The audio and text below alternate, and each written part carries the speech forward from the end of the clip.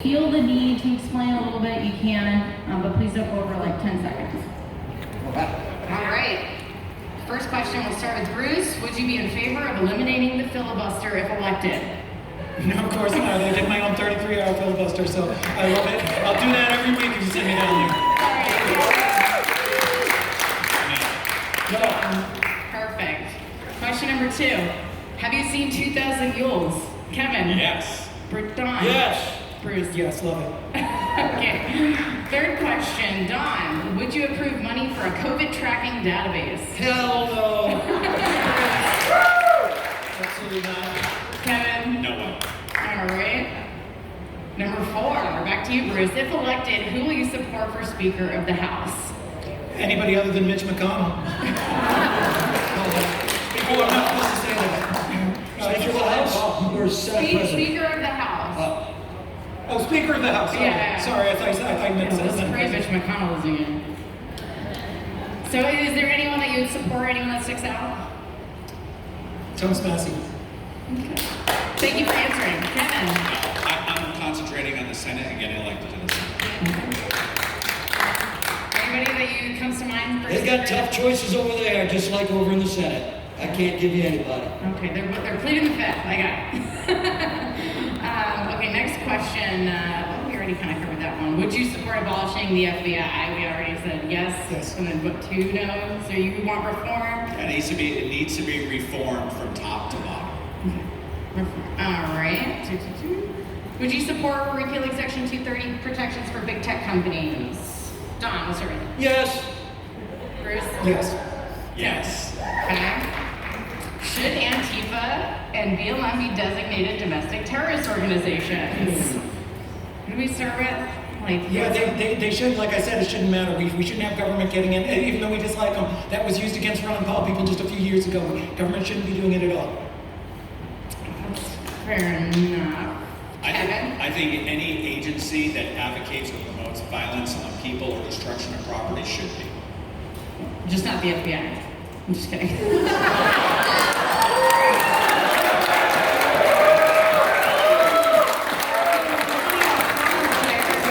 A podium for you up here. All right, how about you? Well, you Should know, I- Antifa, BLM be designated domestic terrorist organizations? Right, I already answered that question earlier, yes. Okay, thank you guys. Let's see. Oh, here's a good one. We'll start with you, Kevin. What news do you watch? When I have time to watch news these days, primarily Fox. Fox. Okay. I watch Fox primarily, but I have to watch them all to know what the enemy's doing.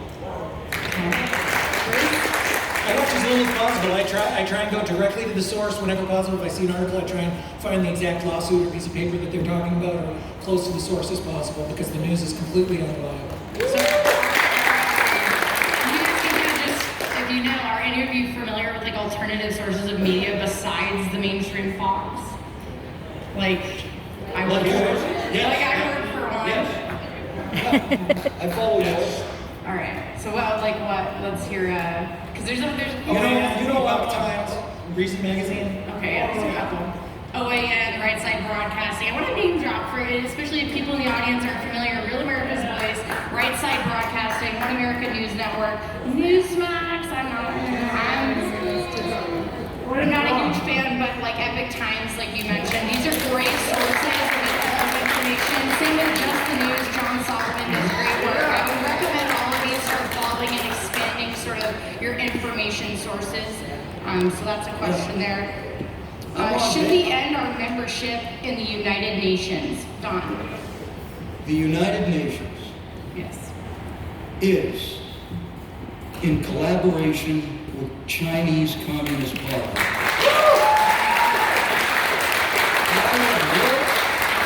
Around them all, in my 33 years in the military, Afghanistan and 28 countries in Africa, and they are dangerous to the freedoms and liberty of America.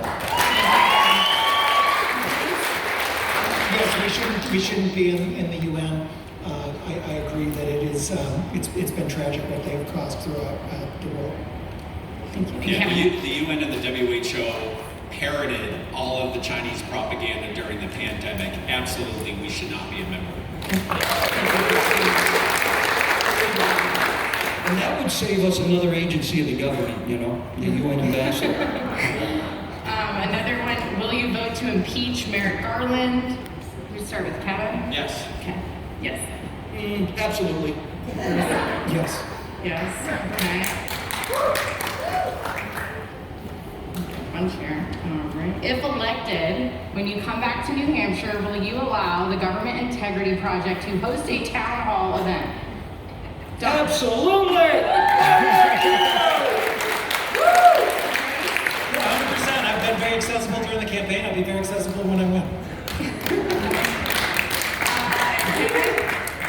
Yeah, I've known Ken Iron for 10 years. He's got me on speed dial, so the answer is yes. Oh, we asked this question yesterday. It was very fun. It should be interesting. We start with you, Don. Me? Yeah. What is a woman? Yes. All right, second row, second seat.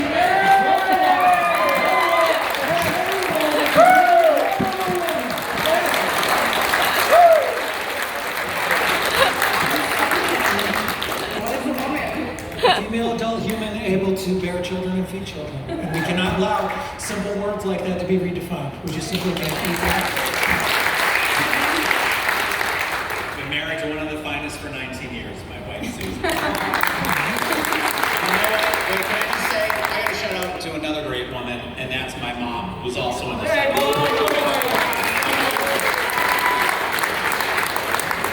My mom's up there. Hey, she's looking down on us.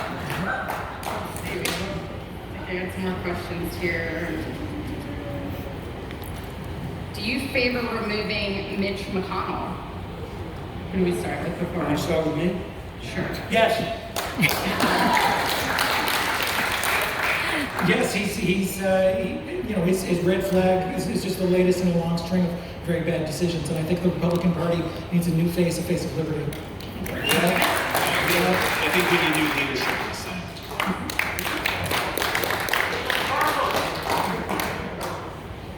All right. And do you support the overturning of Roe v. Wade, Bruce? Yes. The overturning of Roe v. Wade. Yes, it should be a state issue.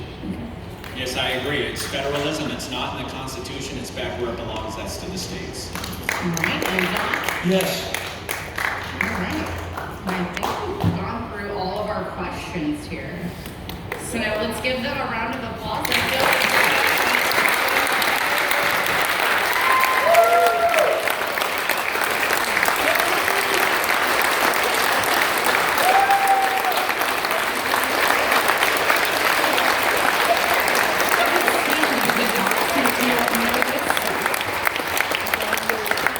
But thank you guys again for coming out and for Ken for putting this on. Yeah, we have the 2-minute closing statements. I was just going to give them one more round of applause before then because, again, there are candidates that want your vote but that chose not to address you here today. And I think it speaks volumes for all three of these candidates here for actually coming out, regardless of where they stand, but just for giving you the opportunity to hear from them.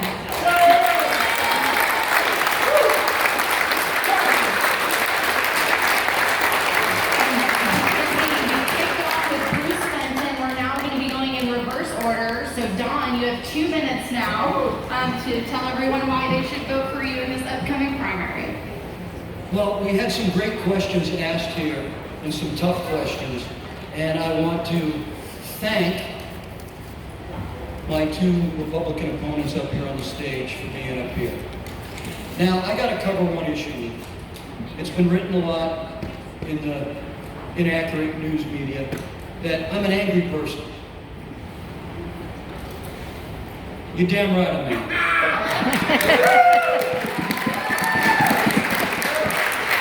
I am a reflection of you. I'm a reflection of Granite Staters.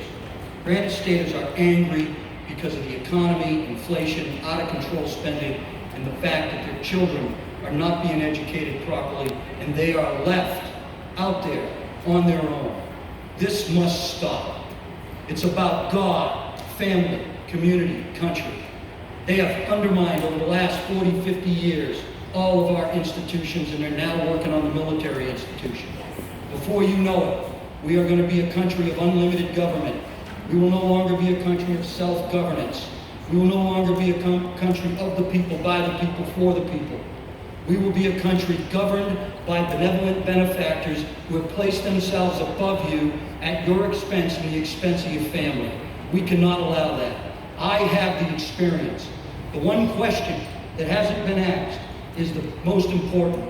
How do you know I'm not going to be a turncoat when I go down there? Well, there's a memorial right there on the stage. 72 men and women that I lost in combat. And I promised them that I will serve you, and I will be your United States Senator. And we will, together, bring God, family, community, and strength in this country. God bless you, God bless America, and live for your God, baby.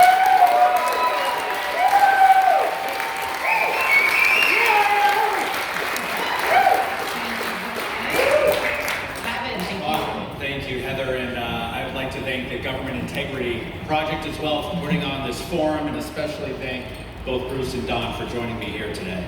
You know, in less than a month, you got a very big decision to make on September 13th. We're going to need the strongest conservative candidate with a conservative record to go up against Maggie Hassan this fall. And when you go into the privacy of that voting booth, ask yourself this question: who do you want to see on that debate stage with Maggie Hassan, mano a mano, making the case and articulating to the voters why she and her failed record does not deserve another term in the United States Senate? You know, everywhere I've gone around the state, I've called myself a kitchen table conservative because I'm talking to folks that they're so concerned about today around their kitchen table. And it's the issues that Maggie hasn't been representing us on, whether it's security at the border, the prices at the gas pump, parental rights and education. Maggie hasn't done anything about these issues. Maggie hasn't done anything about election integrity either. And that is why this election is so pivotal and so critical. And so I hope to earn your vote, if you haven't made up your mind yet, between now and September 13th. Because I started off by saying that we need both a conservative fighter, but someone who's got a record of getting results too. Someone who's got a record of fixing these problems. So I hope to earn your trust, hope to earn your respect, hope to earn your vote on September 13th. And then as a party united, we will defeat Maggie Hassan in November. We will stop Joe Biden's socialist agenda. And again, we will make our conservative voice matter again in the United States Senate. Thank you all very much.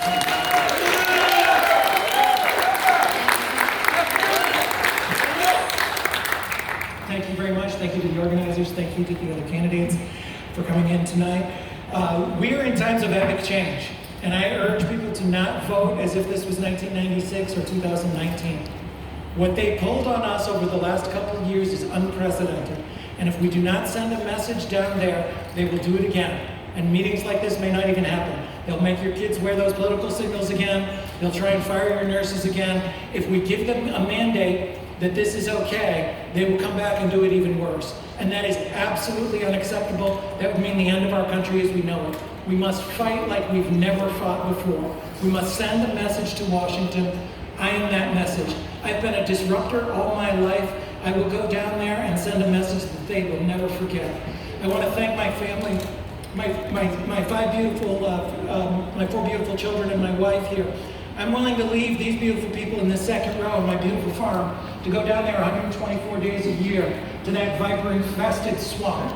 And I don't want to go down there, but I will do it. I'll do it for you if you send me down there. And if you do, I will do exactly what I say to every single audience that I meet in New Hampshire. If you send me down there, I will fight without exception, without fail, and without compromise against tyranny, against central control, against China-style politics, against expansion of our government, against expansion of our tax base, and for the Constitution, human rights, human freedom, and our Bill of Rights. Every single time, without fail, without exception. I have the best chance of winning. I can bring in the independents. I can even bring in some of the Democrats who still are against war and against our failed drug war. And I can certainly bring in the libertarians and the free staters, who, by the way, were 41,000 votes last time when Maggie only won by 1,000 votes. We cannot allow that to happen. I'm the best candidate to face her on the debate stage. I'm the best candidate to face her in November, and I would appreciate your support. My name is Bruce Fenton. Thank you very much.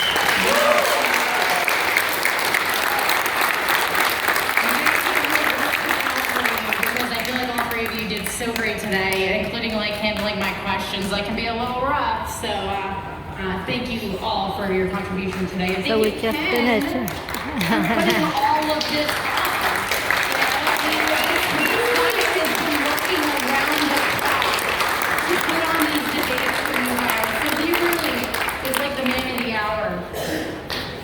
Thank you to everybody, and that's not true. We have a great team of volunteers. It's a team effort. So thank you for the acknowledgement on behalf of our group.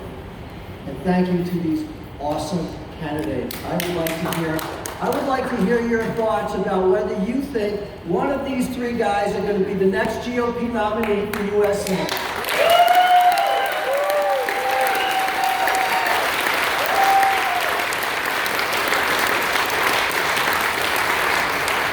So before I go into the last couple of loose ends of things I'd like to talk about, Emily has asked if she could come up here and just make one last pitch for us. Thank you to everyone who did the raffle 50-50 split. Yesterday we raised, I think, 566. We're at 580. I would like to see if these candidates, yesterday I asked the same thing. Would you guys like to buy $20 in raffle tickets? 1,000 for Bitcoin. 1,000 chances. We're trying to get it up to 600. So if each of you would give $20 to split this, that'd be great. We'll pull the winner in about 3 minutes. Can I Venmo it to you? We can accept that. I'll go get the QR code, but maybe everyone else didn't $20, please. Yeah, $20 for all the families. We'll be filling this in about 5 minutes. That's going to get their money, tear their tickets, and then we'll stick around and I'll pull the winner, and you guys will be going home with like over $300. Thank you, Emily. So, I want to thank Heather as well. I'd like for everybody here to give her a huge standing ovation and appreciation for the work that she has on her whole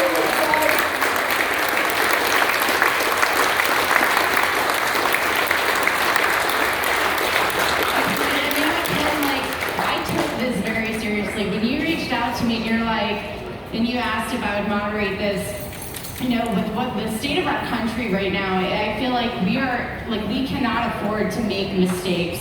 So when I came here and I had the ability to help formulate some of these questions for you guys have your work cut out for you. Like, our country is under attack on like an 1,000 front war right now. And I pray for whichever one of you end up going down there, that you really truly don't lose sight of this country and you stand and fight for it like to the end. And I'm going to be praying for you guys, because there's no shortage of bribery, corruption, blackmail, all sorts of stuff down there. I mean, I cover it for a living. And, you know, I don't know how many times people ask me, like, am I afraid to do what I do? But it's a lot worse when you guys are the ones in the position to make some of these positions. So hats off to you and best of luck to whoever goes down there.